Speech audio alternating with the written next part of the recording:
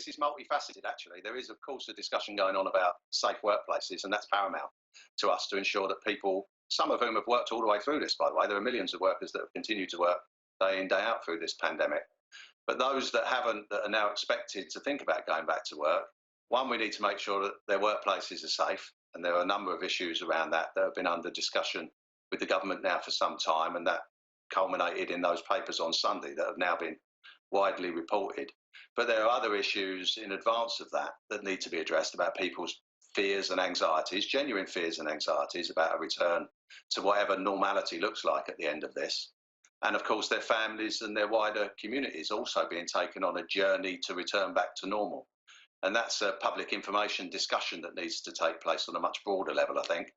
And of course, at the end, there needs to be demand measures in place to ensure that the products that we're producing, the work that we're doing, there is demand for it.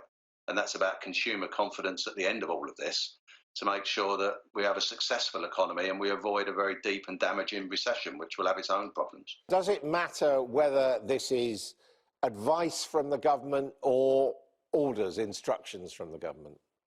Well, it does matter. There needs to be very clear instruction in relation to safety at work, because we're not going to accept a position whereby our workforce could be put back to work in dangerous circumstances and put themselves at risk. There are much higher public health issues that will stem from that, of course, with the second peak and the rest of it that's been discussed elsewhere.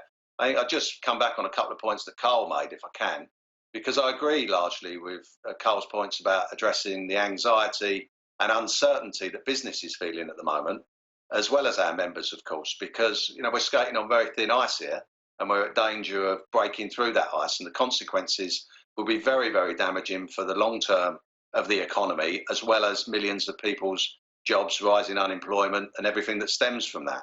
So we do need to have certainty. We do need to address the job retention scheme. That must remain in place for as long as is necessary.